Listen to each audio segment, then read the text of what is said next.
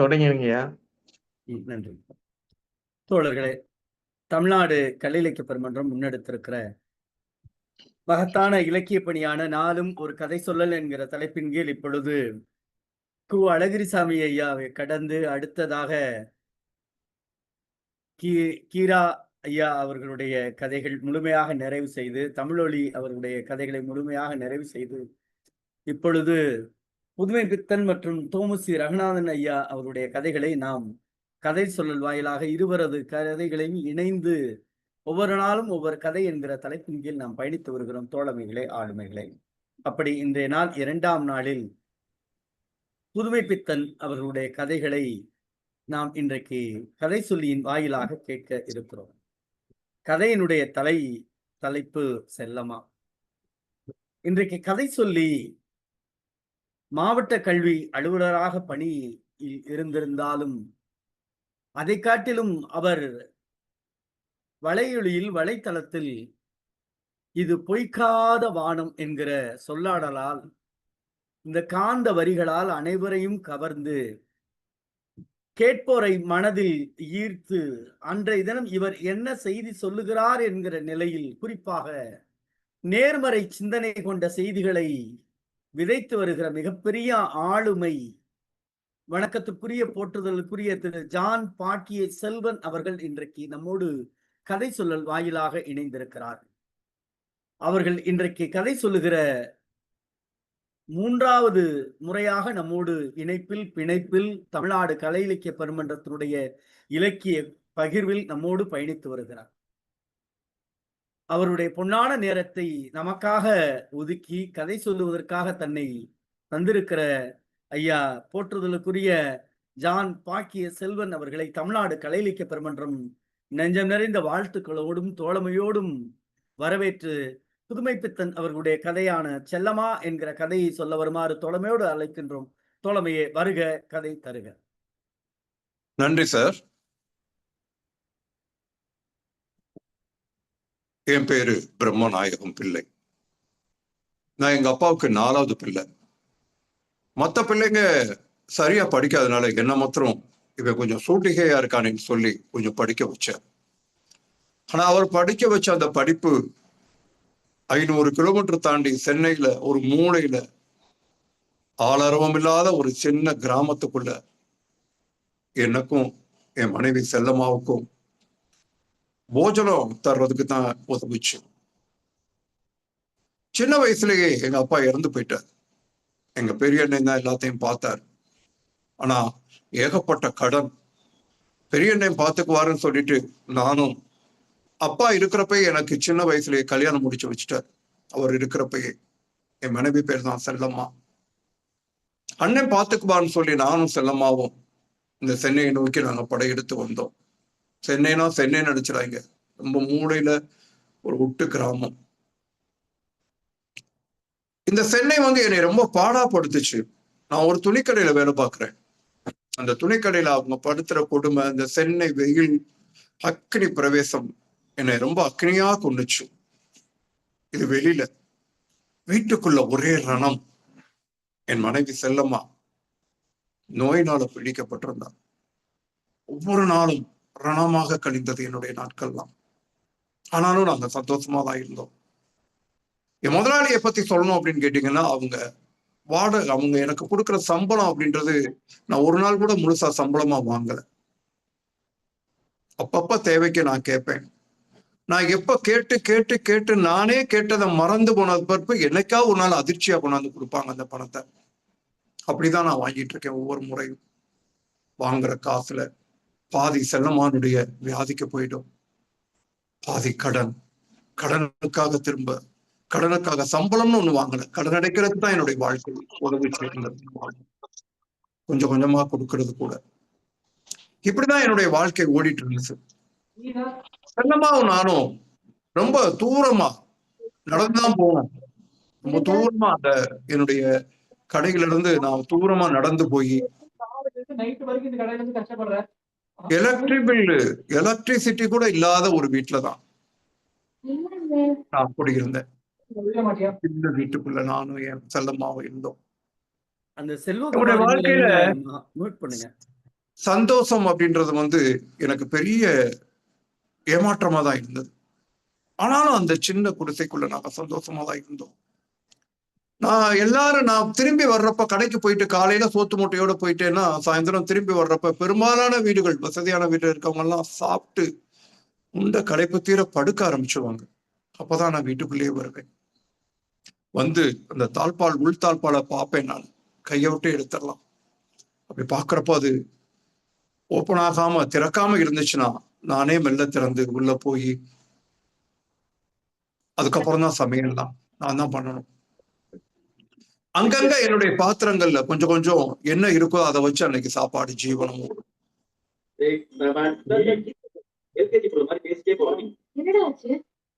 ஒண்ணு இல்லைன்னா சுடுதண்ணியாவது என் செல்லம்மாவுக்கு நான் வச்சு கொடுத்துருவேன். எல்லா பாத்திரமும் காலியா இருந்தா. எனக்கும் செல்லம்மாவுக்கும் இந்த கஞ்சா மாதிரி தரக்கூடிய போதை என்ன தெரியுமா? என்னைக்காவது நம்ம ஊருக்கு போயிட மாட்டோமா? நம்ம கிராமத்துக்கு போயிட மாட்டோமா? நம்ம பிறந்து வளர்ந்த ஊருக்கு நம்ம போயிட மாட்டோமா அப்படின்றத நாங்க சொல்றதும் அவ கிளுக்குன்னு சிரிக்கிறதும் இதுதான் எங்களுக்கு போதை.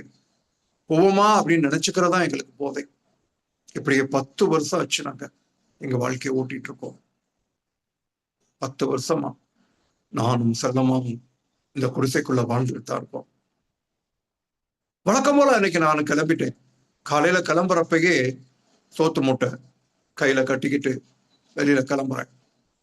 செல்லம்மா அப்பதான் எந்திரிச்சு உங்களுக்கு பிடிச்ச காணத்துவைகளும் புளியிட்ட கறியும் செஞ்சு வைக்கிறேன் அப்படின்னு ஆசையா அப்படின்னு சொல்லிட்டு உமிக்கறி எடுத்துட்டு பின்னாடி கொல்லப்புறமா போனான். நான் சொன்னேன், பேசாம இரு, நடமாடக்கூடாதுன்னு சொல்லியிருக்காங்க. உன் இருப்புக்கு நீ பேசாம இருக்கணும், எங்கே நடமாடாத, எதுவும் பண்ணாதான் நான் பாத்துக்கிறேன் அப்படின்னு சொல்லிட்டு நான் மெல்ல வெளியில கதவை திறந்து அந்த நிலைக்கும் கதவு கடையில் இருக்கக்கூடிய பேலன்ஸ் கரெக்டா இருக்கான்னு பார்த்து உள்ள கை விட்டு உள்ள இருக்க கொண்டிய போட்டு அது கரெக்டா இருக்கான்னு சொல்லி ஒரு இழுத்து பார்த்துட்டு நான் நடந்தான் போவேன் கடைக்கு. அப்படி போறப்ப நான் மெல்ல அசை போட்டுட்டே போனேன். செல்லம்மாவினுடைய அபிலாசைகளையும் என் முதலாளியினுடைய வாழ்க்கை முறைகளையும் பத்தி, என்னுடைய வாழ்க்கை, என்னுடைய தொழில், என்னுடைய முதலாளி பத்தி நான் அசை போட்டுட்டே போனேன். செல்லம்மாள் திடுதுப்புன்னு ஒன்று சொல்றா, இந்த வருஷம் பொங்கலுக்கு ஊருக்கு போகணும், அரிசி சோறு சாப்பிடணும். இந்த ஊருக்கு போறோம்ல, போயிட்டு வர்றப்போ நெல்லிக்காய் அடையும் இந்த வத்தலும் வாங்கிட்டு வரணும் அப்படின்னு சொன்னான். கேட்டதெல்லாம் ரொம்ப மேன்மையா தான் இருந்தது. ஆனா அதுக்கு அவ என்னைய புளிய பிடிச்சு பாலை கறந்து கொண்டு வர சொல்லி இருக்கலாம். இல்ல பிரம்ம வேதம் ஏதாவது கத்துட்டு வாடா அப்படின்னு சொல்லி இருந்திருக்கலாம். அதுவே ஈஸியா இருக்கும் அவன் சொன்னது. இருந்தாலும் பேசா செஞ்சிடலாம் அப்படின்னு அப்புறம் மெல்ல சொன்னேன், புரட்டாசி என்ன கலியில அதுக்குள்ளேயே பொங்கலை பத்தி பேசுறியா அப்படின்னு மெல்ல செல்லமா சொன்னான். இப்பயே சொன்னாதானே அவங்க வழி விடுவாங்க அப்படின்னு. அவங்கன்றது எங்க முதலாளிகளை சொல்றான். இப்பயே சொல்லி வைக்கணுமா. அப்புறம் மெல்ல பீட்டிக்க போட்டான், அவங்களுக்கு தீபாவளிக்கு அவங்களே எடுத்து கொடுத்துருவாங்க, தீபாவளி வரப்போகுது, எனக்கு என்னவா அப்படின்னா. உனக்கு என்ன வேணும் கேளு, பேசா செஞ்சிருவோம் அப்படின்னு. நான் எப்பயுமே செல்லம்மாவுக்கு மறுப்பே சொல்றது கிடையாது. சரி சரி எனக்கு கொண்டு வாங்கண்ணா, நான் சேலை எடுத்துட்டு வரேன் அப்படின்னு சொல்லிட்டு வந்துட்டேன். வர்றப்போதான் மனசுக்குள்ள ஓடுது, ஏற்கனவே கடன், ஏற்கனவே வாங்கினதே நிறைய கட்ட முடியல, கேட்டா கொடுப்பாங்களா, இப்ப என்ன அவசரம்னு சொல்லுவாங்களா, எத்தனையோ கொடுப்பாங்க, கொண்டு போய் செல்லம்மாவுக்கு நம்ம எப்படி கொடுக்கறது, கிடைச்சிடுமா, செல்லம்மாட்ட வாங்கிட்டு வரேன்னு சொல்லிட்டோமே, மனசு பதச்சிட்டே இருந்துச்சு, செல்லம்மா மூஞ்சி வாடிடுமோ அப்படின்னு சொல்லி. இருந்தாலும் ஒரு நம்பிக்கையோட நான் போயிட்டு இருந்தேன். எங்க முதலாளிகள் தான் நான் ஏற்கனவே சொன்னேன்ல, அவங்க கொடுக்கறது நான் கேட்டு கேட்டு கேட்டு அவங்களாம் நான் மறந்ததுக்கு அப்புறம் கொடுப்பாங்க, அதுக்கப்புறம் திரும்ப கடன். இப்படியேதான் என் வாழ்க்கையை ஓடிச்சு. கடைக்கு போனோடனே சொன்னாரு முதலாளி, என்ன வர்ற நேரமா, நீர் கடையை திறப்பின்னு பார்த்தா எல்லாம் சதி சதி போ அப்படின்னாரு. அவருக்கு தெரியும் என் மனைவிக்கு உடம்பு சரியில்லைன்னு சொல்லி. மேல போய் அந்த பண்டல், பனியன் பண்டல், கைலி பண்டல் எல்லாம் கீழே இறக்கிட்டு வரும் அப்படின்னாரு. போனேன், அவ்வளவுதான், எல்லாம் மறந்து போச்சு. என் சோத்து பைய கொண்டு போய் வச்சுட்டு நான் கட்டியிருக்க வேசியை உறிஞ்சிட்டு அங்க இருக்கிற ஒரு பழைய வேசி எடுத்து கட்டிக்கிட்டு என் வேலையை ஆரம்பிச்சிட்டேன். 9 மணி ஆச்சு நைட்டு. அப்பதான் வேலை. நான் சந்தை நான் மெல்ல முதலாளி காதை கடிச்சேன். கடவுளை சாமியெல்லாம் கும்பிட்டுட்டு சேலை வேணும் அப்படின்னு சொல்லி ஒரு என்ன மூட்ல இருந்தாரோ மாடலுக்கு காட்டுறதுக்கு, மாதிரி காட்டுறதுன்னு சொல்லி ஒரு 3 சேலையை வாங்கி ஒரு பையில கட்டிக்கிட்டு கக்கத்துல வச்சுட்டு நான் கிளம்பிட்டேன். நேரா வீட்டுக்கு வந்தேன். ஒரே இருட்டு, எல்லாம் தூங்கிட்டாங்க. தெருவுல ஒரு நாய் ஊழையிட்டுக்கிட்டு இருக்கு. வெளில வந்து பார்த்தேன், கதவு திறக்கல. உள்ளுக்குள்ள கைய விட்டு, அந்த இடைவெளி வழியா கைய விட்டு கதவை திறந்து உள்ள போனேன். இருட்டா இருந்தது. சிம்னி விளக்க லைட்டா பொருத்திட்டு இப்படி பார்த்தேன்.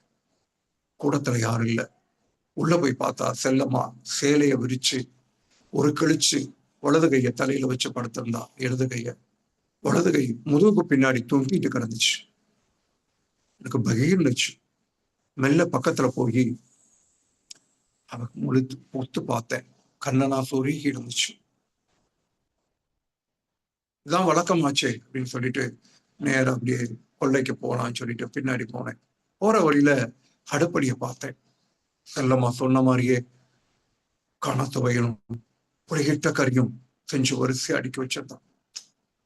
எனக்கு மனசு கஷ்டமா இருந்தது. நேரா பின்னாடி போய் புறக்கடையில போய் மூஞ்சி கிஞ்செல்லாம் கழுவிட்டு காலை அனுப்பிட்டு மெல்ல உள்ள வந்தேன். அடுப்படியில அரிக்கட் விளக்கு எடுத்து பொருத்திட்டு அதுல இருந்து அந்த விளக்கோட உள்ள வந்தேன். எனக்கு தான் தெரியுமே என்ன வைத்தியம் கொடுக்கணும் செல்லம்மாக்குன்னு சொல்லி. மெல்ல பக்கத்துல செல்லம்மா பக்கத்துல உட்காந்து இந்த கற்பூர தைலத்தை எடுத்து வேக வேகமா அவ காலையும் கையிலையும் விறு விறு விறு விறு விறுன்னு தடவுனேன். இழுத்து இழுத்து வலிச்சு கொடுத்தேன். எந்த அசைவும் இல்லை. மெல்ல அந்த கற்பூர தைலத்தை கொண்டு போய் மூக்கு கிட்ட காட்டினேன். ஒரு அசைவும் இல்லை. எனக்கு சுருக்குன்னுச்சு. பயம் வந்துருச்சு. செல்லம்மாக்கு என்ன ஆச்சு அப்படின்ட்டு. அதுக்கப்புறம் வேகமா போய் வெண்ணி தண்ணி எடுத்துட்டு வந்து ஒத்தரம் கொடுத்தேன். இதெல்லாம் நான் ரெகுலரா செய்யற வைத்தியம் என் செல்லம்மாவுக்கு. ஒத்தரம் ஒவ்வொரு தலையில இருந்து கால் வரைக்கும் ஒத்தரம் கொடுத்துட்டே இருந்தேன். அசையவே இல்லை. சொக்கு எடுத்தேன். சொக்கு எடுத்து தீப்பொட்டியை பொருத்தி சொக்கு வாடை அப்படியே கொண்டு போய் மூக்குகிட்ட கொண்டு போனேன். ஒரு சாட்சி படுத்திருந்ததுனால சரியா அந்த மூக்குல எல்லாம் அவ்வளவு மல்லாத்தி மடியில போட்டுட்டு மூக்கு கிட்ட அந்த சுட்ட சுக்க கொண்டு போனேன். பரீன்னு உடம்பே அதிர்ற மாதிரி ஒரு தும்மலோட எந்திரிச்சா செல்லம்மா. என்னங்க அப்படின்ட்டு. அம்மா என்னங்க அப்ப வந்திருக்கிறீங்க? அம்மா வந்து சமைச்சு வச்சுட்டு வச்சிருக்கா எல்லாத்தையும், நீங்க இவ்வளவு லேட்டா வரீங்க அப்படின்னா. செல்லம்மா அப்படிதான். ஒரு கேள்வி கேட்டானா அவனுக்கு பதில் சொல்லணும். இந்த பதில் சரியா இருக்கா இல்லையான்றதை பத்தி கவலைப்பட மாட்டான். பிதற்றுவா அப்படியே. அவளுக்கு எப்பப்ப இந்த மாதிரி சுயநினைவு இல்லாம போகுதோ, அந்த நோயினுடைய தன்மை அதிகம் இருக்குதோ அப்பெல்லாம் இப்ப பிதற்றுவா. அந்த மாதிரி அவங்க அம்மா வந்திருக்கிற மாதிரி எனக்கு அம்மா வந்து சமைச்ச மாதிரி சொன்னான். சரி வந்துட்டேன்ல சாப்பிட்டுருமோ அப்படின்னு கண்ணை மூடிக்கிட்டான். நான் அரைக்கு தேய்ச்சிட்டே இருந்தேன். திரும்ப திடீர்னு எந்திரிச்சா. சாப்பிட்டீங்களா அப்படின்னா.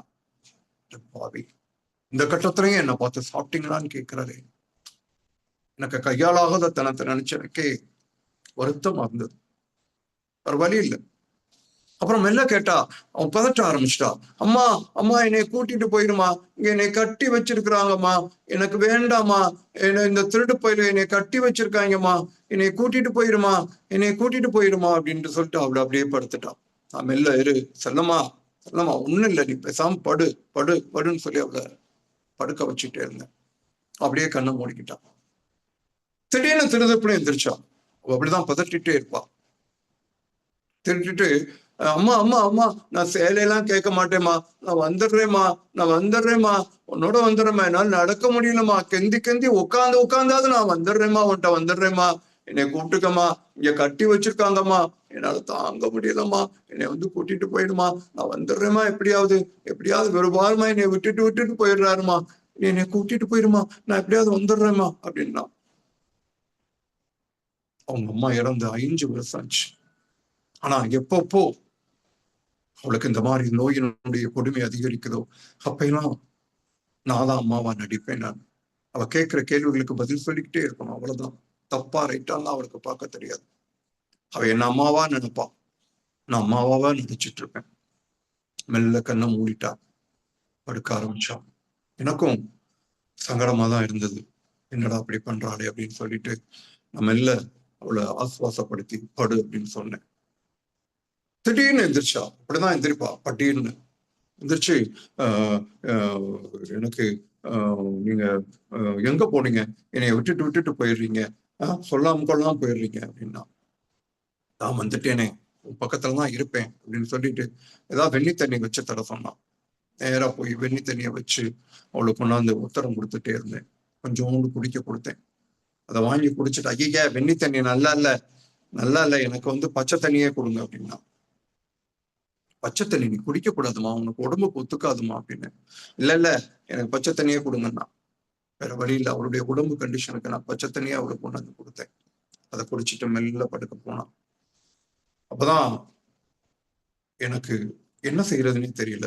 இப்படி இருக்காளே அப்படின்னு சொல்லிட்டு மெல்ல அவ தூங்கிக்கிட்டே இருக்காளேன்னு சொல்லிட்டு பார்த்துட்டே இருந்தேன். உடம்புல இருந்து கால் வரைக்கும் அவளுக்கு தடையை கொடுத்துட்டே இருந்தேன். அப்புறம் திடீர்னு முணங்கிக்கிட்டே படுத்தா. அவ என்ன முணங்குறான்னு சொல்லி முகத்தை பக்கத்துல போய் பார்த்தேன். மெல்லிசா தூங்க ஆரம்பிச்சிட்டா.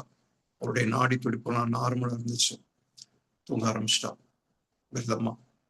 நானும் படுக்கலாம் அப்படின்னு சொல்லிட்டு பாய் எடுத்துதான் விரிச்சேன். கோழி கூவிச்சு. அப்படியே உட்கார்ந்த மேனிக்கு முட்டியில காலை வச்சுக்கிட்டு அப்படியே நான் உட்கார்ந்த மேனிக்கு தூங்கிட்டு இருந்தேன்.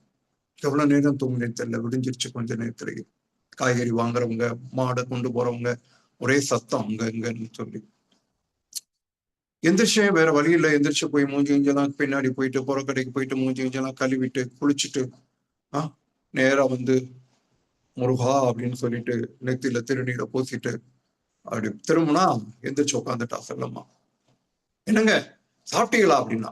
எப்பயுமே செல்லம்மா என்னை பார்த்து கேட்கிற கேள்வி அதுதான், சாப்பிட்டீங்களா? அதெல்லாம் சாப்பிட்டேன், ஒரு உண்டை பழசு இருந்துச்சு சாப்பிட்டேன்.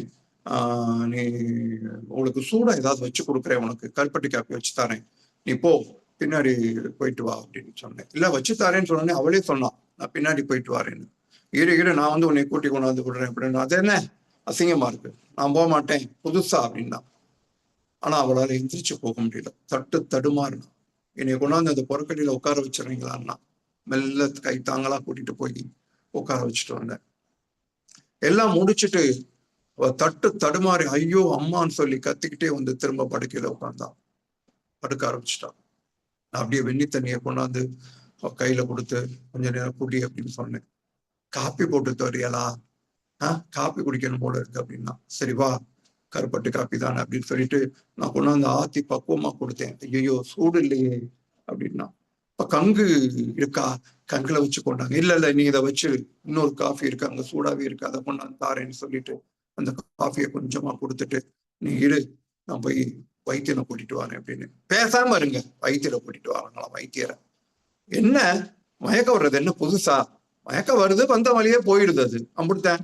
உடம்பு பலவீனமா இருக்கு அவ்வளவுதான். இதுக்கெல்லாம் போய் காசு செலவழிக்காதீங்க, பேசாம நீங்க வேலைக்கு போற வழியே பாருங்க. பேசாம இரு, கடந்த கடை உனக்கு தெரியுமா, நைட்டு போற நான் பட்ட பாரு, பேசாம இரு, நான் கூட்டிட்டு வரேன் அப்படின்னு சொல்லிட்டு பத்திரமா இருக்க சொல்லிட்டு அவளுக்கு அந்த காஃபியும் கொடுத்துட்டு கருப்பட்டி காஃபியை கொடுத்துட்டு நான் மெல்ல வைத்தியனை தேடி வந்தேன். அங்க பஞ்சத்துல அடிபட்ட மாதிரி ஒரு சித்த வைத்தியர் சிகாமணி, அவர் தான் போட்டாரு. நேரா கூட்டிட்டு வந்தேன்.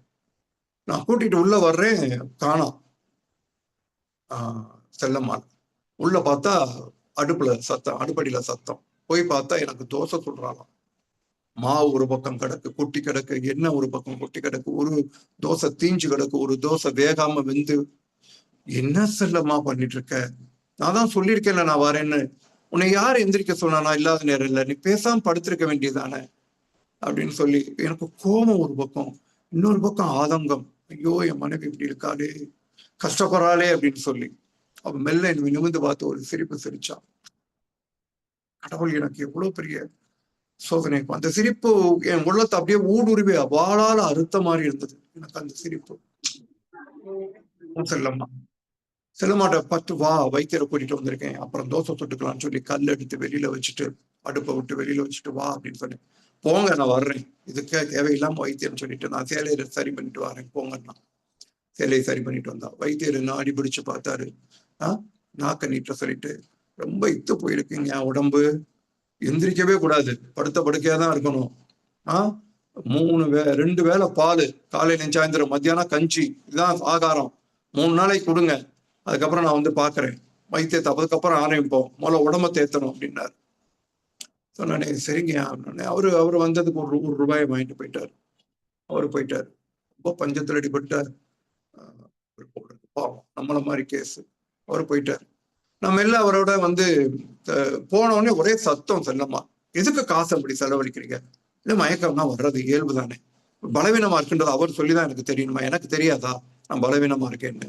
வரும் போகும் அப்படியே இருந்துக்க வேண்டியதா, காசை பூரா கரியாக்காதீங்க, பேசாம இரு, நீ பேசாம படு அப்படின்னு சொல்லிட்டு அவர் வேற பால் வாங்க சொல்லிட்டாருன்னு பேசிட்டு இருக்கிறப்பயே முனியசாமி வந்துட்டான்.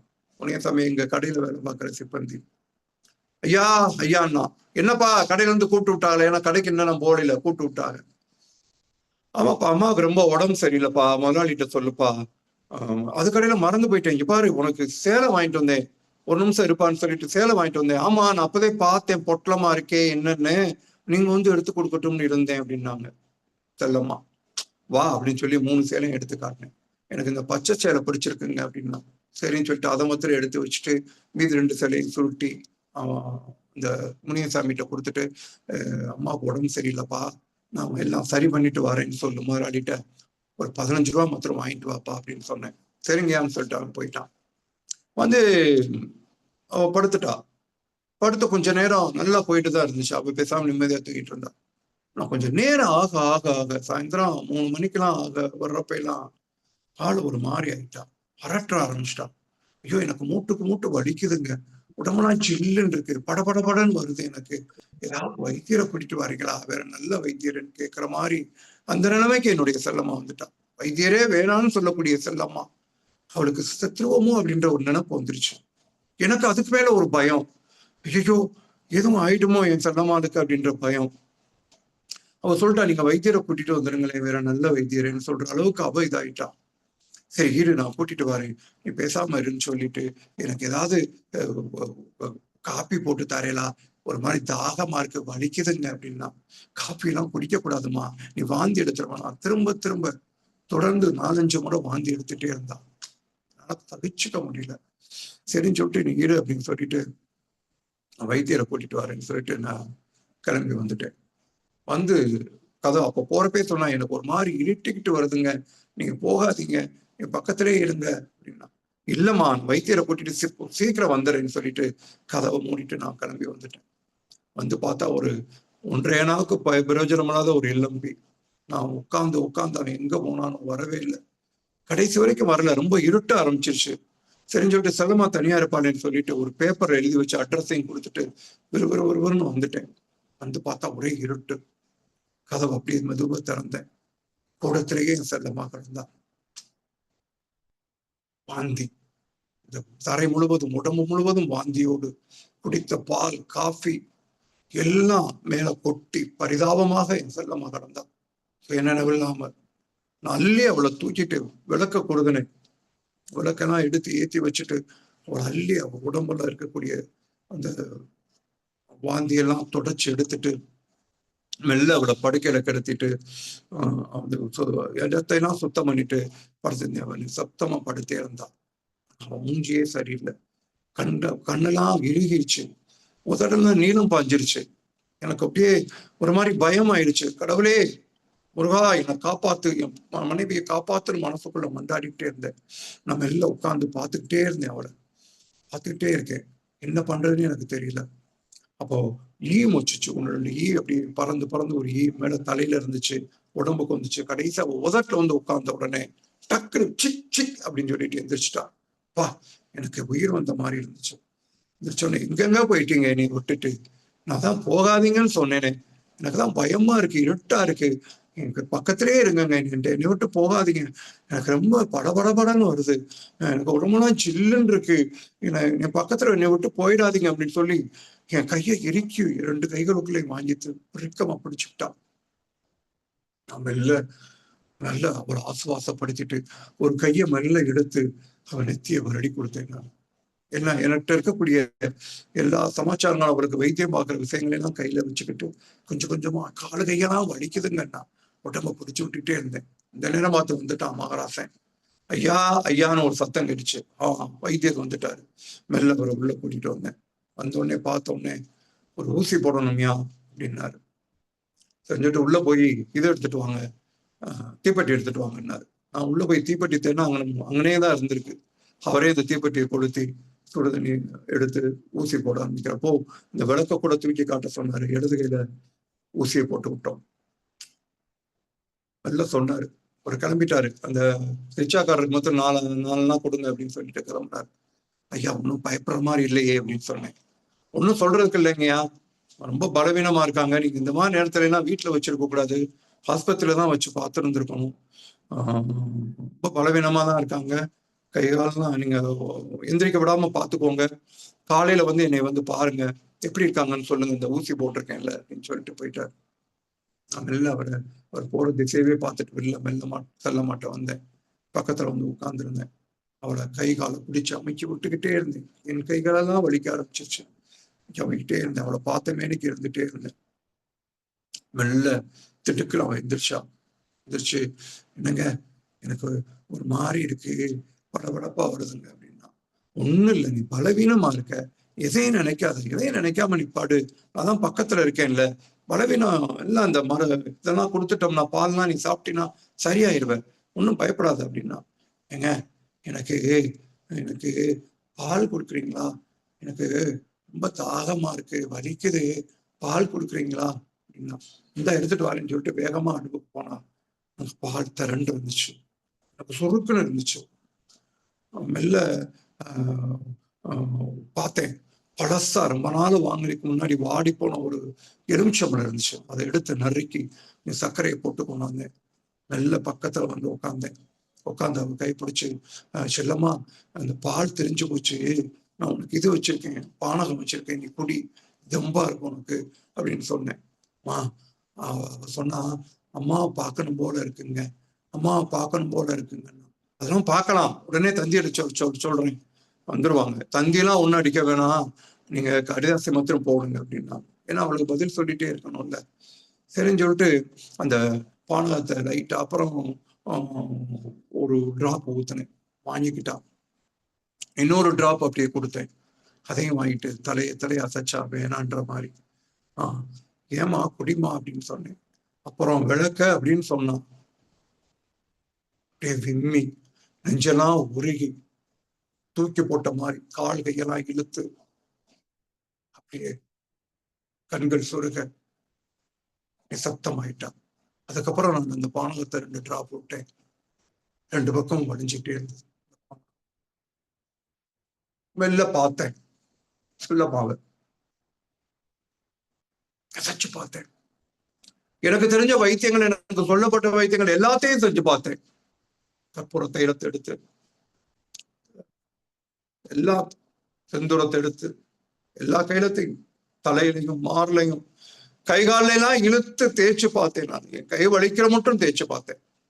எந்த சலனமும் இல்லை, செல்ல மாட்டேன். உயிர் மட்டும்தான் இருந்துச்சு, உயிர் மட்டும்தான் இல்ல, உடம்பு மாத்திரம் இருந்துச்சு. பார்த்தேன், செல்லமா ஒன்னும் புரியல எனக்கு. அடுப்படியில கொதிக்கிற சத்தம் கேட்டுச்சு. வெளில எந்திரிச்சு போனேன். அவ குளிக்கிற பக்குவம் எனக்கு தெரியும், சுடுதண்ணி.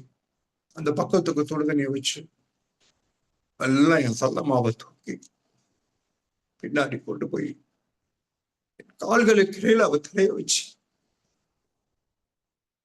குளிப்பாட்டினேன். எந்த பக்குவத்துல குளிப்பாலோ அந்த பக்குவத்துல குளிப்பாட்டினேன். எங்க வீட்டுலதான் மஞ்சள் எல்லாம் இல்ல, அதை பூச வேண்டிய அவசியம்லாம் எனக்கு இல்லாம போச்சு. ஒரு துணி எடுத்துட்டு வந்து செல்லம்மாவை நல்லா தொடச்சு எடுத்துட்டு, ஆசைப்பட்டு கேட்டா அந்த தீபாவளிக்கு பச்சை கலர் சேலை, இந்த சேலை எடுத்து அவளை அப்படியே சுத்தி பூர்த்தி வெள்ள படுக்கையில கொண்டாந்து வச்சேன். எத்தி நிறைய பெரிய குங்குமத்தை வச்சு விபூதியை பூசி கண்கள் சொருகி இருந்த கண்களை மூடி கைகால்களை பிணைச்சு கைகளை மார்புல வச்சு நல்லா கடத்திட்டு அழகே பார்த்துட்டே இருந்தேன் செல்லம்மாவையே. எனக்கு ஒன்றும் புரியல. 500 கிலோமீட்டருக்கு தாண்டி கிராமத்துல இருந்து வந்து யாருமே இல்லாம பதி மட்டும் இருக்கக்கூடிய ஒரு அவல நிலைமையில நானும் செல்லம்மாவும் குடிசைக்குள்ள இருந்தோம். அப்படியே பார்த்துட்டு இருந்தேன். எப்பயோ வாங்கின சாம்பிராணி, கொஞ்சோண்டு ஒரு ஆயுத பூஜைக்கு வாங்கின சாம்பிராணி இருந்துச்சு. கங்க எடுத்து கொண்டாந்து போட்டு அந்த சாம்பிராணியை போட்டு பக்கத்துல உட்கார்ந்து அவளை பார்த்துட்டே இருந்தேன். நான் உடம்பெல்லாம் ஒரு மாதிரி இறுகி போச்சு. வெளியே எந்திரிச்சு போனேன். ஊசி காத்து உடம்பெல்லாம் அப்படியே துளைக்கிற மாதிரி குத்துச்சு. விரிச்சு பார்த்துட்டே இருந்தேன். ஐயா அப்படின்ட்டு மணியசாமி வந்தான். ஐயா முதலாளி கொடுத்து விட்டாங்கய்யா 15 ரூபா அப்படின்னு சொன்ன கொடுத்தான். அம்மா எப்படி இருக்காங்கய்யா அப்படின்னா, அம்மா போயிட்டாங்கப்பா அப்படின்னு. ரொம்ப நிதானமாவே சொன்னேன். எந்த ஒரு விஷயம் நடக்கிற வரைக்கும் தானே பயம், எல்லாம் முடிஞ்சிருச்சு. நான் நிதானம் ஆயிட்டேன். ரொம்ப தெளிஞ்சிட்டேன் நான். அம்மா இறந்து போயிட்டாங்கப்பா, முதலாளிகிட்ட சொல்லிடு, இந்த 15 ரூபாய் நீயே வச்சுக்கோ, இந்த தந்தி, இந்த அட்ரஸுக்கு தந்தி கொடுத்துரு, நான் சொல்ற விஷயத்த போறப்ப இந்த முடித்திரு திருவள்ள மாத்திரம் வர சொல்லிட்டு போ வீட்டுக்கு அப்படின்னு சொல்லிட்டு நான் மெல்ல உள்ள வந்தேன். முனியசாமி அதிர்ச்சி மீளாம போயிட்டான். மெல்ல வந்து மனைவி பக்கத்துல உட்கார்ந்துருந்தேன். அவளையே பார்த்துட்டு இருந்தேன். ஈ முக்கிய ஆரம்பிச்சிச்சு. ஒன்னொண்டு ஈ மேல பறந்துச்சு. செல்லம்மா மேல ஈ உட்காரக்கூடாதுன்ற கண்டி விசிறி எடுத்து வீசி விட்டுட்டே இருந்தேன்.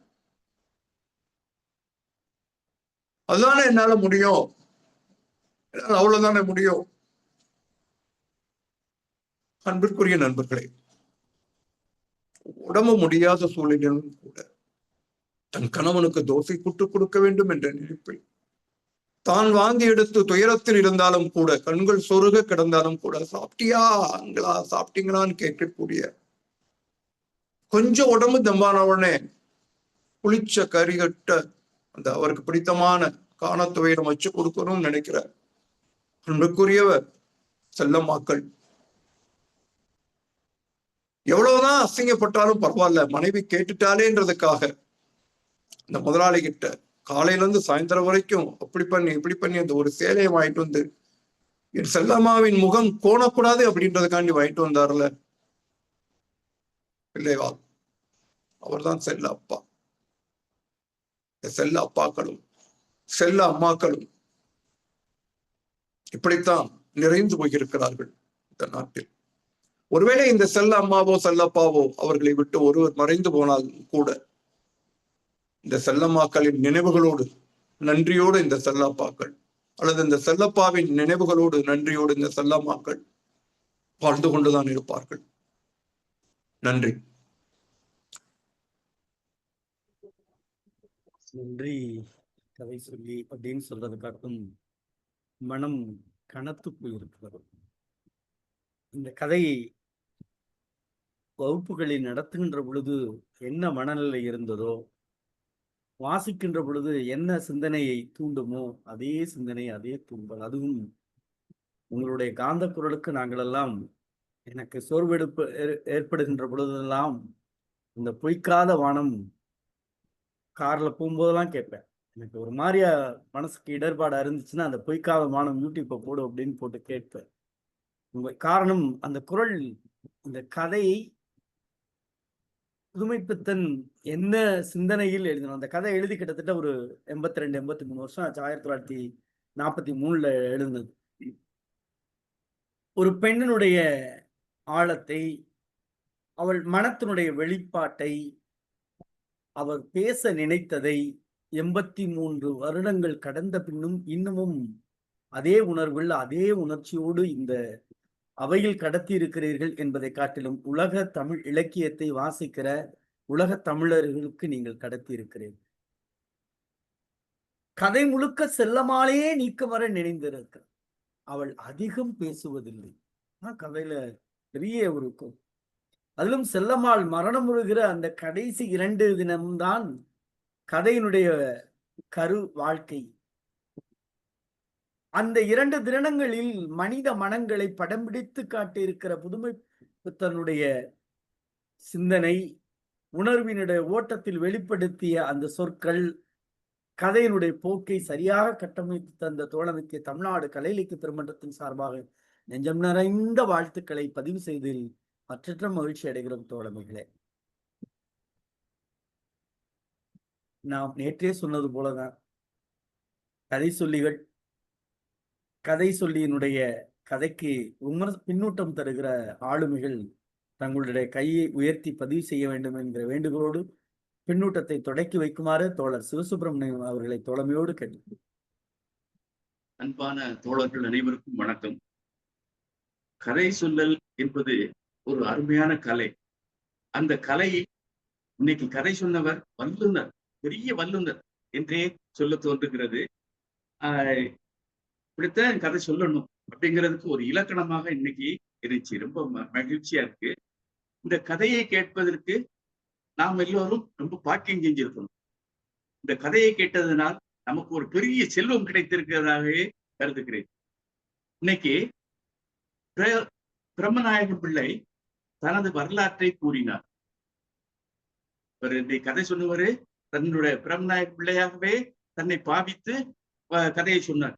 அது ரொம்ப அருமையா இருந்துச்சு. பொதுவா பிரம்மநாயக பிள்ளை தாயும் ஆனவராக இருக்கிறார். பிரம்மநாயக பிள்ளை தாயும் ஆனவராக இருக்கிறார். பொதுவா பெண்கள் தங்கள் உடம்பு ஆரோக்கியத்துல அதிக கவனம் செலுத்த மாட்டாங்க. அதைத்தான் இந்த செல்லம்மாளிடம் நாம் பார்க்கிறோம். ரொம்ப தூரத்துல இருக்கவங்க எல்லாம் ரொம்ப மகிழ்ச்சியா இருக்காங்கன்னு சொல்லிட முடியாது. ரொம்ப அவதிப்பட்டு வாழ்கிறார்கள் அப்படிங்கிறத இந்த கதையின் மூலம் தெரிஞ்சுக்கிறதும். ஒரு குழு குறியெல்லாம் இவரு புதுமை பித்தன் காட்டுறாரு. அரைப்பீசு 73 எடுத்துக்காட்டு, அரைப்பீசு 73 எடுத்துக்காட்டு. அங்க வேலை பார்க்கிறவங்களுக்கு தான் தெரியும், அந்த வேலை பார்க்கக்கூடிய சிப்பந்திகளுக்கு தான் தெரியும். இது குழு குறி. பிறகு மாங்கொட்டை துண்டை வாயில ஒதுக்குறது ஏதோ ஒரு மருத்துவ முறைன்னு நினைக்கிறேன். அத மருத்துவர் விளக்குவாங்கன்னு. மாங்கொட்டை துண்டை வாயில ஒதுக்குறது. அடுத்து கதை முழுவதும் ஒரு நோயாளியின் அந்திம கால நடவடிக்கைகளை தெள்ளத் தெளிவாக விளக்கி இருக்கிறார் புதுமை பித்தன். இது இந்த பால் திரைதல், ஈ மொய்த்தல், புதுச்சேலை இதெல்லாம் மரணத்தின் அறிகுறிகளாக புதுமை பித்தன் காட்டியிருக்கிறார் என்றே சொல்ல தோன்றுகிறது. கடைசியில முடிக்கும் போது பாருங்க, ரொம்ப மனதை ரொம்ப அப்படியே ரொம்ப வருத்தத்தின் உச்சத்துக்கே கொண்டு போயிருந்தாரு புதுமை பித்தன். ஒரு பெண்ணின் அழுகையில் வெளிப்பட்ட வேஷத்தை மறைப்பதற்கு, அது அந்த வேஷம்னு சொல்றாரு. அந்த பெண்ணின் அழுகையை மறைப்பதற்கு, பொதுவா அழுகையை மறைப்பதற்கு தான் சங்கு சத்தம் ஊதுறாங்க. அது வெளியில இரட்டை சங்கு சத்தம் ஊதுனாப்புல அப்படின்னு கதையை முடிச்சிருக்கிறது. பெண்ணின் அழுகை சத்தத்தை மறைப்பதற்காக இரட்டை சங்கு ஊதப்பட்டது அப்படின்னு புதுமை பித்தன் கதையை முடிச்சிருக்கிறார். பொதுவா சங்கு ஊதுறது, ஒரு சங்கு ஊதுறது, 2 சங்கு ஊதுறதுன்னு சொல்லுவாங்க. இங்க இரட்டை சங்குன்னு குறிப்பிட்டிருக்கிறாரு. பொதுவா சொல்லுவாங்க, இரட்டை சங்கு என்பது மன்னர் பரம்பரையில ஒரு பழக்கம் அப்படின்னு சொல்லுவாங்க. மிகவும் நெஞ்சை அப்படியே துயரத்தில் ஆழ்த்தக்கூடிய ஒரு அருமையான கதை, அருமையான கதை சொல்லியின் மூலமாக கேட்டிருக்கிறோம். அவருக்கு பாராட்டுகளும் வாழ்த்துக்களும். இத்துடன் என்னுடைய பின்னோட்டத்தை நிறைவு செய்து கொள்கிறேன். வாய்ப்புக்கு நன்றி, வணக்கம். நன்றி தோழமையே. அறச்செல்வியம்மா. அனைவருக்கும் வணக்கம். இன்றைய கதை மனதை நெகிழ வைத்த ஒரு கதை. ஒரு ஆண் உடல்நிலை சரியில்லாத போது வயோதிக காலத்தில் ஒரு பெண் பார்த்து கொள்வது, மனைவி பார்த்து கொள்வது ஒன்றும் பெரிய விஷயம் அல்ல. ஆனால் அந்த மனைவிக்கு முடியாத காலத்துல கணவன் பார்த்து கொள்வது என்பது ஒரு வரம். இந்த கதைய படிச்சிருந்தா கூட எனக்கு இந்த அளவுக்கு ஒரு உணர்வு ஏற்பட்டிருக்காது. எனக்கு இன்னைக்கு வெளியூர் போனதுனால கதையை படிக்க முடியல. என்ன சார், எப்படி சார் உங்களால இப்படி கதை சொல்ல முடிஞ்சது? அப்படியே உக்காந்துட்டேன் சார். பாப்பாப்பா, கதையில என்ன ஒரு ஆழமான அந்த எனக்கு அது என்ன சொல்றேன்னே தெரியல. உங்க குரலில் ஓடிய அந்த இழையோடிய அந்த சோகம், ஒவ்வொரு நிகழ்வையும் அந்த செல்லம்மாவுக்காக செல்லப்பா செய்யக்கூடியது. ஐயோ, அதை எப்படி விவரிச்சு சொல்றேன்னு எனக்கு தெரியல சார். ஆனா சார், அருமை அருமை அருமை அருமை. எல்லாத்தையும் உட்கார வச்சுட்டீங்க. யாரோட சிந்தனையும் தப்பி தவறி வெளியில போயிருக்காது. கதை சொன்னீங்களே, எப்பா உங்கள்கிட்ட கத்துக்கணும் சார், கத்துக்கணும். அந்த நிகழ்வுகள் எல்லாமே ஒரு வரம் செஞ்ச பொண்ணுக்கு தான் கிடைச்சிருக்கும். அந்த கதாபாத்திரம் தன்னோட கதையை சொல்ற மாதிரி இருந்தா கூட உங்க அளவுக்கு சொல்லியிருக்குமான்றது சந்தேகம்தான். அந்த சொன்ன விதம் மறக்கவே மாட்டேன் சார். எனக்கு ரொம்ப பிடிச்சிருந்தது. அந்த சோகத்தை என்னமா சொன்னீங்க. கதையில வந்த அந்த ஏழ்மையான இடத்துல கணவன் மனைவி எந்த அளவுக்கு அந்யோன்யமா இருப்பாங்க, அன்பா இருப்பாங்கன்றது இந்த கதை மூலம் தெரிஞ்சுக்கலாம். இன்னைக்கும் இருக்காங்க சார் சொன்ன மாதிரி செல்லம்மா செல்லப்பாக்கள் இருக்காங்க. எனக்கு ரொம்ப பிடிச்சிருந்தது சார். இந்த கதை கேட்க உண்மையிலேயே நான் கொடுத்து வச்சிருக்கோம். நீங்க சொல்லி நான் கேட்க, வேற யாரும் இந்த அளவுக்கு சொல்லுவாங்களாங்கிறது சந்தேகம். வாய்ப்புக்கு நன்றி, வணக்கம். நன்றி. சரிம்மா. ஹலோ, அம்மா ராஜாமணி அம்மா அடிக்கடி ஆன் பண்றீங்களா, எதுவும் சொல்றீங்களா ராஜாமணி அம்மா? வணக்கம் ஐயா, வணக்கம். வருகிறேன் ஐயா. அனைவருக்கும் வணக்கம். தெரியலமா, இன்னைக்கு கேமரா தெரியலமா, உங்க முகம் தெரியல. வணக்கங்க ஐயா, வணக்கம் ஐயா. இன்னைக்கு கதை சொன்ன விதம் அப்படிங்கிறத விட அந்த கதையிலேயே எல்லாரையுமே அவர் ஒன்ற வச்சிருந்தார். கதையில எழுதும் பொழுது கூட அந்த வார்த்தைகள் எப்படி எழுதியிருந்தாங்கன்னா, அவர் செய்யறாரு, அவர் பாக்குறாருன்னு வந்து சொல்ற மாதிரிதான் சில வாக்கியங்கள் இருந்தது. கதை புத்தகத்தை பக்கத்துல வச்சுக்கிட்டு தான் நான் பார்த்துட்டு இருந்தேன். ஆனா ஊசிக்காற்று அவர் உடம்பை வருடியதுன்னு கதாசிரியர் எழுதியிருப்பாரு. இவர் அப்படியே அந்த இடத்துல அந்த கதாபாத்திரமாகவே மாறி நமக்கு கதை சொல்லியிருக்காரு பாருங்க. அதுதான் எல்லாரையும் ஈர்த்தது. ரொம்ப ரொம்ப அருமை. எப்படி ஐயாவை பாராட்டுறதுன்னு தெரியல. கதை எல்லாருமே கேட்கணும். இதை படிக்கிறத விட இந்த மாதிரி கேட்டாலே ரொம்ப அற்புதமா இருக்கு. இன்றைய காலகட்டங்கள்ல பல நிலைகள்ல செல்லம்மாக்களும் செல்லப்பாக்களும் இருக்கத்தான் செய்யறோம். ஏன்னா குழந்தைகள் ஒரு பக்கம், நாம ஒரு பக்கமா இருக்கும் பொழுது இறுதி காலத்துல இப்படிப்பட்ட ஒரு நிகழ்வுகள் நடக்குமோ அப்படிங்கிற ஒரு அச்சத்தையும் மனசுக்குள்ள ஏற்படுத்திட்டு போயிடுச்சு இந்த கதை. எப்பவோ எழுதி இருக்கக்கூடிய கதை இந்த காலத்துக்கும் அது பொருந்துற மாதிரி இருக்கிறது தான் இவருடைய சிறப்பு, புதுமை பித்தனுடைய சிறப்பு. ரொம்ப அருமை ஐயா, ரொம்ப அருமை. எங்களுடைய வணக்கங்களும் எங்களுடைய பணிவான அந்த வணக்கங்களை மீண்டும் உங்களுக்கு தெரிவிச்சுக்கிறோம். ரொம்ப ரொம்ப அருமை, ரொம்ப ரொம்ப அருமை ஐயா, ரொம்ப அருமை. நன்றி அம்மா. ரேவதி அம்மா. ரேவதி அம்மா. தமிழ்நாடு கல்விமன்ற உறுப்பினர்கள் அனைவருக்கும் வணக்கம். இன்றைய கதை சொல்லி ஜான் பாக்கிய செல்வம் ஐயா அவர்கள், அவர் பிரம்மநாயகமாகவே மாறிட்டாரு. பிரம்மநாயகமா அந்த கேரக்டரை எடுத்து சொல்லும் பொழுது அந்த மனைவி இறக்கப் போகிறாள், இறக்கின்ற தருவாயில் இருக்கிறாள் அப்படிங்கிற அந்த செய்தியை அவர் எப்படிதான் சொல்ல போறாரோ அப்படின்னு நான் வருத்தப்பட்டுட்டே கேட்டுட்டு உட்கார்ந்துருந்தேன்.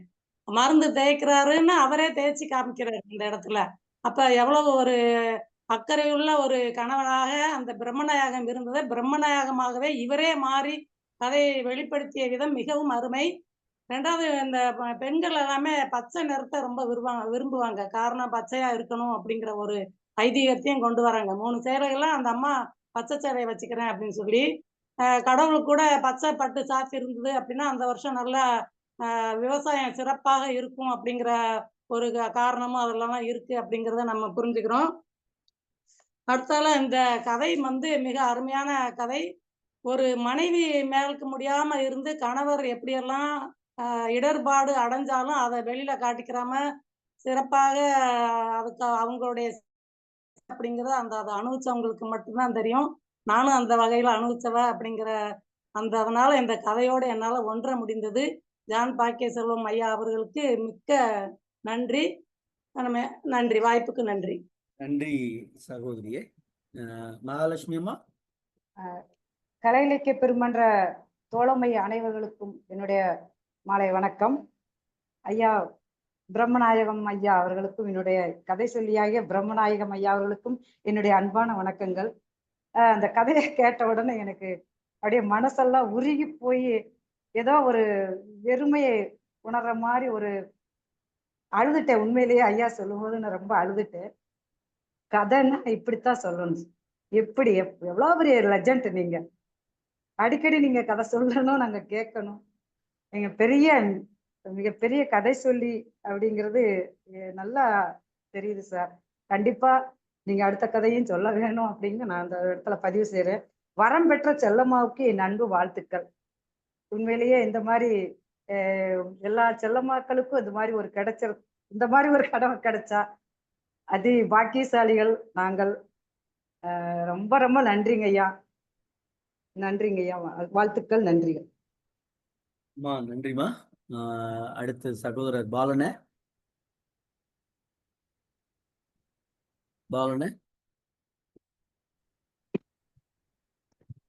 தோழர்களே வணக்கம். உண்மையிலேயே நான் இந்த கதையை படிக்கும்போது ஒரு குறிப்பிட்ட லெவலுக்கு மேல போகும்போது ரொம்ப ஒரு உணர்வு பூர்வமான கதையாக தெரிந்தது. அதை என்னால் உணர முடிந்தது. ஆனா நம்ம எல்லோரும் சொன்னதை போல இன்றைய கதை சொல்லி ரொம்ப ஃபேண்டாஸ்டிக். அதை எப்படி சொல்றதுன்னே தெரியல.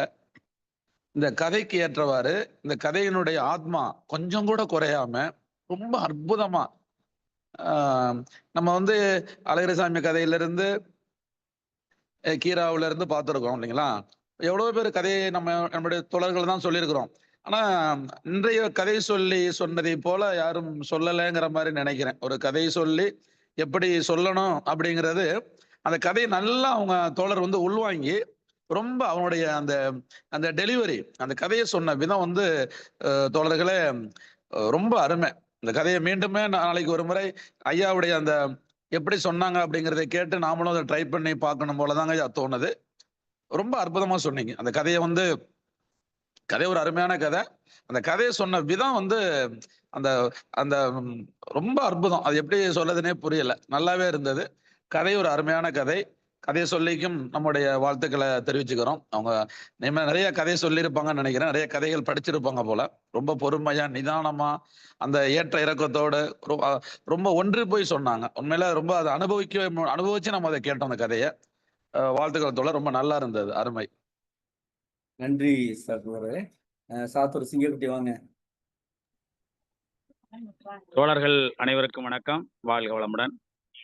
இன்றைய கதை செல்லம்மா உண்மையிலேயே ஒரு குடும்பத்திலையும் ஒரு தம்பதியர்களையும் மனம் உருவக்கூடிய செயலாக தான் இருக்குது. இந்த புதுமைப்பித்தன் அதாவது இவர் எழுதப்பட்ட கதைன்னு பார்க்கும்போது நடைமுறையிலையும் இப்படிப்பட்ட தம்பதிகள் இருக்கத்தான் செய்யறாங்க.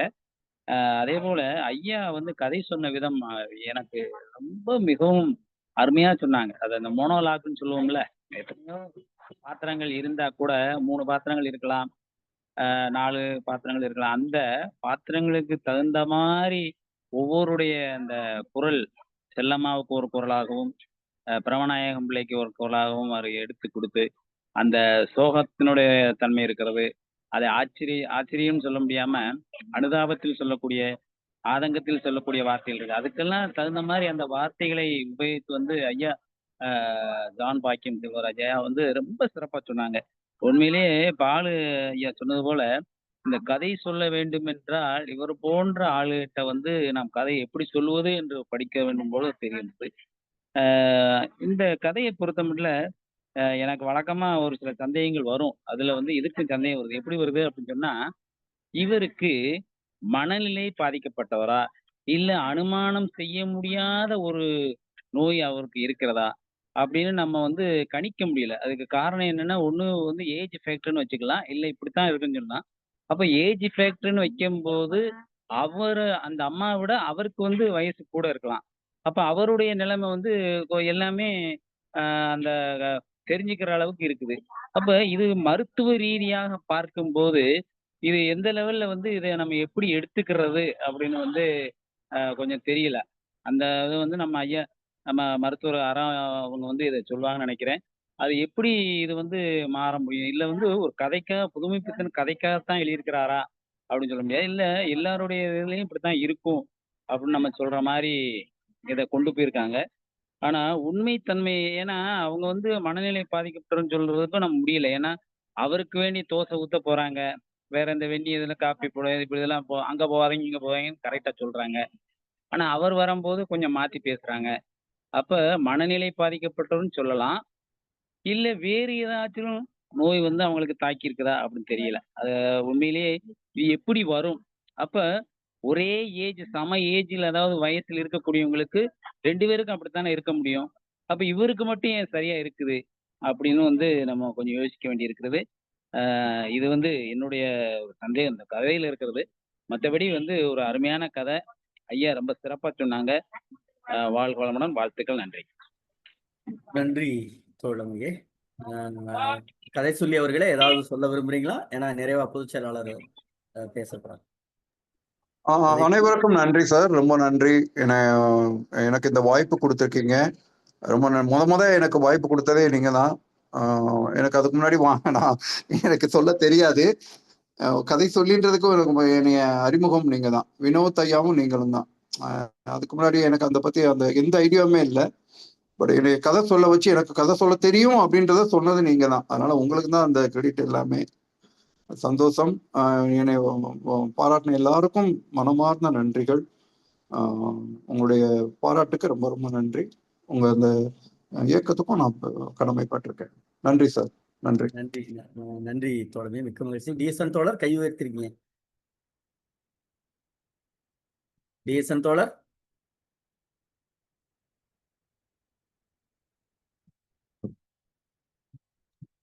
நிறைவாக நம்முடைய தமிழ்நாடு கலை இலக்கிய பெருமன்றத்தினுடைய பொதுச் செயலாளர் தோழமை மிக்க மருத்துவர் தாராம் ஐயா. தோழர்கள் அனைவருக்கும் வணக்கம். இன்னைக்கு நம்ம ஜான் பாக்கிய செல்வம் ஐயா வந்து மிக அருமையா சொன்னாங்க. அந்த கதை எப்பயுமே அவங்களுடைய கதை வந்து ரொம்ப அருமையா இருக்கும். அது இந்த இது வந்து அவருடைய டோன், அவருடைய அந்த உணர்வு, அந்த டைலாக் எல்லாம் மறக்காம சொன்னது. ஒவ்வொரு டைலாக்கினுடைய வேறுபாடு இருக்கணும், மறக்காம இருக்கணும், அந்த கண்டென்ட் மறக்காம இருக்கணும். மிக அருமையான சொன்னாங்க. ஒரு நெடுங்கதை. இது வந்து ஒரு கிட்டத்தட்ட 20 பக்கங்களுக்கு இருக்கும் நினைக்கிறேன். ஆனா இதுல காத்திரமா விமர்சனம் வைக்கிறார். 1943 எழுதப்பட்ட கதைதான். பிரம்மநாயகன்றவரும் ஒரு பிள்ளைமார் தான். அந்த ஜவுளிக்கடை முதலாளி ஒரு பிள்ளைமார் தான். 2 பேருக்குள்ள வேறுபாட சொல்றாரு. இவருடைய படிக்கிறவர். இவங்க கிராமத்துல இருந்து படிச்சு வந்தவரு. மத்தவங்க எல்லாம் கையெழுத்து போடுற அளவுக்கு தான் இவங்க அப்பா படிக்க வைக்கிறாரு. ஆனா இவரை மட்டும்தான் கூடுதலா படிக்க வச்சாரு. ஆனா இந்த படிப்பு எதுக்கு உதவுச்சுன்றத சொல்றது வந்து இந்த 2 பேரும் சென்னையில உட்கார்ந்து சாப்பிடறதுக்கு தான் உதவுச்சு இந்த படிப்பு. இந்த படிப்பு பெரிய இல்ல. அதுக்கப்புறம் அந்த ஜவுளிக்கடை முதலாளி வந்து எவ்வளவு சம்பளம் கொடுக்காருன்றத சொல்லியிருப்பாரு. இந்த 2 பேரும் உயிர் வாழ்றதுக்கு மட்டும் கொடுப்பாரு. இது கம்யூனிஸ்ட் கட்சி அறிக்கையில மார்க்ஸ் ஏங்கல்ஸ் சொன்னது. முதலாளித்துவம் என்ன செய்யும் அப்படின்னா, தொழிலாளர்கள் உயிரோடு இருப்பதற்காக அது அவர்களுக்கான கூலியை வழங்கும் அப்படின்னு சொல்லியிருப்பாங்க. அதையே அப்படி உள்ள கொண்டு வைக்காரு. ஆனா இது பிராக்டிக்கல் உண்மை. அதை அப்படி சொல்லிட்டு போறாரு. அதுக்கப்புறம் அந்த இவங்க ஊருக்கு போகணுன்ற ஒரு நினைவு வந்து கஞ்சா குடிச்சதுக்கு சமமா சொல்றாரு.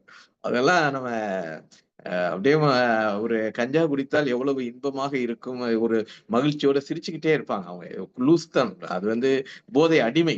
அவங்க பாட்டு ஒரு பெரிய ஏதோ ஒரு மாய உலகத்துல இருக்க மாதிரி ஒரு அப்படிப்பட்ட உணர்வு என்னன்னா சென்னையில இருந்து அவங்க ஊருக்கு வருது. அப்ப சென்னை வாழ்க்கை எவ்வளவு பெரிய துயரம் அப்படின்னு. பிறகு வந்து அந்த பொங்கலுக்கு வந்து அரிசி எடுத்து அரிசிச்சோறு சாப்பிடணுன்றது அது வந்து புளிப்பால போய் என்கிட்ட கேட்டலாம். ஆனா அரிசிச்சோறு சாப்பிடணும்னு கேட்டாலே அப்படின்னு அந்த வறுமையினுடைய கொடுமை சொன்னது. இந்த கூவலசாமி இந்த இதை எடுத்து கையாண்டிருப்பார். அது வந்து இவ செல்லம்மா இறந்து போயிடுறா. அப்ப அந்த பிரம்மநாயக பிள்ளைய பத்தி சொல்றப்ப ஒரு பெரும் பலுவை இறக்கி கழுத்துக்கு ஆசுவாசம் கொடுப்பது போலவே அவரது மனசிலிருந்து பெரும் பாரம் குறைந்ததுன்னு எழுதுவார். அப்பா ஒரு தன்னுடைய மனைவி இறக்கும் போது இது எப்படி இருந்ததா சாதாரண ஜனங்களுக்கு தலையில பெரிய பாரத்தை வச்சிருந்து அதை இறக்கி வச்சா கழுத்து எவ்வளவு ஆசுவாசப்படுமோ அவ்வளவு ஆசுவாசப்பட்டது. அப்ப அந்த தயவு தாட்சணியம் இல்லாமல் விமர்சிப்பார். அது விமர்சன யதார்த்தவாதம் சொல்லுது. மனசிலே மரண பிரிவினால் துன்ப பிரவாகம் மதகுடைத்து கொண்டு பெருகி அவரை நிலைகுலைய செய்யவில்லை என்பர். பொதுவா வந்து மனைவியின் மரணத்தை சொல்றப்ப மரண துன்ப பிரவாகம் மதகுகளை உடைத்து பரவியது, வெள்ளம் போல் பரவியதுன்னு சொல்லுவாங்க. அப்படியெல்லாம் அவருக்கு ஒண்ணுமே ஆகலன்பார். அப்ப இது எல்லாம் அவருடைய பத்தி சொல்றப்ப பந்து வினையறுத்த யோகி இல்ல அவர். செல்லம்மா இறந்தவொடனே அவர்ட்ட பெரிய ரியாக்ஷன் ஒண்ணும் இல்ல. ஏன்னா அவரை சொல்லும்போது சமூகத்தை விமர்சிச்சுட்டு போறாரு. ஒரு யோகிகள் அவரு. மனசுக்கு வேலி போட்டு பாதுகாத்து வளர்த்த போதி மரம் வரையில் கொண்டு வந்த ஞானம் மிகுந்த சுத்தானந்த பெருந்தகையெல்லாம் அவரது தந்தை. புத்தரை சுத்தானந்தர் அந்த போதி மரத்துக்கு வரைக்கும் கொண்டு வந்தத ஒரு இது பண்ணுவார். அப்படிப்பட்ட ஆளும் கிடையாது இவரு. இவங்க எதோட வாழ்ந்தாங்க அப்படின்னா வறுமை, நோய், சாக்காடு, இந்த 3ஓட தான் வாழ்ந்தாங்கன்னு சொல்லுவாரு. அதுல ஒரு சின்ன சின்ன விஷயங்கள்லயும் விமர்சிச்சுக்கிட்டே போவார். அந்த ஒரு டாக்டர் வராரு. அவர் ரிக்ஷால வந்திருக்காரு. அந்த ரிக்ஷாக்காரனுக்கான கூலியை கொடுக்க சொல்றாரு. அப்ப புதுமைப்பித்தன் எழுதி போடுவார், மனித மாட்டின் மடிக்கு மாறியது பணம். மாடுதான் வண்டி இழுக்கணும், ஆனா இங்க மனுஷன் ரிக்ஷா இழுக்கிறான். அப்ப அந்த பணம் எங்க போச்சா, மனித மாட்டின் அந்த ரிக்ஷா தொழிலாளிய மனித மாடுன்னு சொல்லுவார். அப்படி ஒவ்வொரு இடங்களையும் நீங்க பாத்தீங்கன்னா புதுமைப்பித்தன் இந்த சமூகங்களை இவ்வளவு வறுமை மிகுந்த வாழ்வை வாழ்றாங்களே, இவங்களுடைய வாழ்வெல்லாம் எப்ப வெளிச்சத்துக்கு வரும் அப்படின்றதான். மேடு பள்ளங்களே அவன் வாழ்க்கையில இருக்கும், ஆனா அந்த மேடு எல்லாமே பள்ளத்தை நோக்கி அவனை இழுத்துட்டு போறதா தான் இருக்கும்பார். அப்புறம் ஒரு அந்த துவையல் வரைச்சி அவ அவ கணவனுக்கு வைக்கணும்ன்றப்ப உமிக்கரிசி சாம்பலோடு போனால்ன்ற ஒரு முடிவு எடுத்து. பிறகு ஒரு இடத்துல பிளாக்கானம்பாங்க. பிளாக்கானம்னா ஒரு மரணத்தின் போது வரைக்கக்கூடிய ஒரு ஒப்பாரி. அந்த பிளாக்கானம் படிக்கிறவ உள்ள ஒருத்தி படிச்சுக்கிட்டு இருக்கா, ஒப்பாரி வைத்து பாடல்கள் படித்துக் கொண்டிருக்கா. இந்த மனித வேஷத்தை மறைக்கும் விதமாக 2 சங்குகள் பிளாக்கானம் வெளியிட்டது. அப்ப நீங்க ஒவ்வொரு இடத்துலயும் புதுமைப்பித்தனுடைய வரிகளை நம்ம உள்ள போய் பார்த்தோம்னா ஒவ்வொரு இடங்கள்லயும் இந்த சமூகத்தை விமர்சிச்சுட்டு இப்படியான ஒரு சமூகம் ஒரு இருக்கேன்றது. ஆனா இதுல ஒரு ஆண் ஒரு பெண் ஒரு சென்னையில வாழ்ற வாழ்க்கை எவ்வளவு நரகம் மிகுந்த வாழ்க்கையா இருக்கு, ஒரு தொழிலாளியினுடைய வாழ்வு எவ்வளவு இருக்குன்றது. அப்புறம் அந்த ஆணுக்கும் பெண்ணுக்கும் உள்ள உறவு. அப்ப இந்த சமூகம் ஆணாதிக்க சமூகமாக பெண்கள் தான் ஆண்களுக்கு சேவை செய்யணுன்றதெல்லாம் இது பண்ணி ஒரு ஏழை எளிய குடும்பத்துல ஒரு ஆண் எவ்வாறு தன்னுடைய மனைவியை அவளுடைய மரணப்படுக்கை மிக அருமையா சொல்லியிருப்பாங்க. ஐயா கூட சொன்னாங்க, நீளம் பூத்திருந்தது அப்படின்னு. உதடு நீளம் பூத்திருச்சுன்னா ஆக்சிஜன் அளவு குறைஞ்சிருச்சுன்னு அர்த்தம். அப்ப மரணம் வரப்போகுதுன்னு அர்த்தம். இத கூட ஒரு எழுத்தாளர் அவர் மருத்துவம் படித்தவர் அல்ல புதுமைப்பித்தன், ஆனால் ஒரு எழுத்தாளர் ஒரு எல்லா விஷயங்களையும் அந்த கண், காது, மூக்கு, உணர்வு எல்லாம் ஷார்ப்பா இருக்கணும் எழுத்தாளருக்கு. அப்ப ஒரு நிகழ்வை பார்க்கும்போது, நிகழ்வை வர்ணிக்கும் போது படிப்பவர்களுக்கு அந்த சூழல் கொண்டு வர்றதுக்கு உதடுகள் எல்லாம் நீளம் பூத்திருந்ததுன்னு சொல்லுவார். அந்த ஒரு ஈய வச்சு கொஞ்சம் எழுதியிருப்பார். அதெல்லாம் ஐயா ரொம்ப அருமையா சொன்னாங்க. மிக அருமையான கதை. ஐயாவுடைய சொன்னபடி படித்ததை விட ஐயாவோட கதையை கேட்கும் போது நம்ம அப்படியே ஒன்றிணைத்து கொண்டு போய் பல பேர் டீச்சர்லாம் சொன்னாங்க அழுதுட்டோம் அப்படின்னாங்க. அறச்செல்வி அம்மா சொன்னாங்க. ஐயா தோத்தாத்திரி ஐயா கூட வந்திருந்தாரு, அதை கதை கேட்டுக்கிட்டு இருந்தார். அவர்லாம் ரொம்ப புதுமைப்பித்தன் கதைகளை நெடுகாலம் பேசியவர். இன்றைய நிகழ்வு மிக அருமையா இருந்தது. அனைவருக்கும் நன்றி. நன்றி பொதுச் செயலாளர் அவர்களே. நாளை நிகழ்வுக்கு போயிடலாமா? நாளை நிகழ்வு பொதுச் செயலாளரை சொல்லிடலாமா? நான் சொல்லிடுறேன்.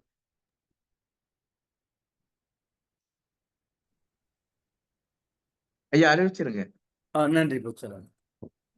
நாளை தினம் தோமுசி ரகுநாதன் ஐயா அவர்கள் எழுதிய வாழ்விற்கே ஒரு நாள் என்கிற கதையை திருநெல்வேலி சார்ந்த நம் தோழர் மா சக்தி வேலாயுதம் அவர்கள் கதை சொல்ல இருக்கிறார்கள் என்கிற செய்தியோடு நாம் நிறைவு பகுதியில் இருக்கிறோம்.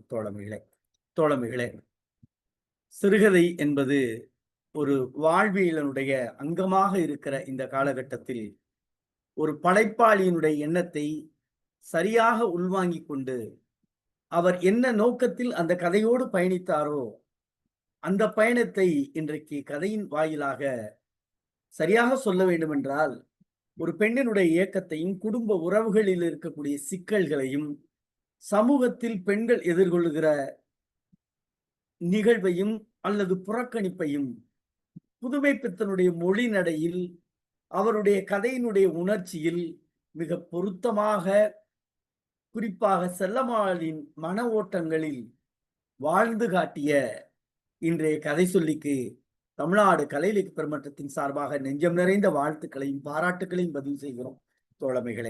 தோழமைகளே, நாளை இரவு 8 மணிக்கு நாளும் ஒரு கதை என்கிற தலைப்பின் கீழ் தமிழ்நாடு கலை இலக்கிய பெருமன்றம் உங்களோடு இணைந்து பயணிக்கும். நன்றியும் வாழ்த்துக்களும். நாளை இரவு 8 மணிக்கு சந்திப்போம்.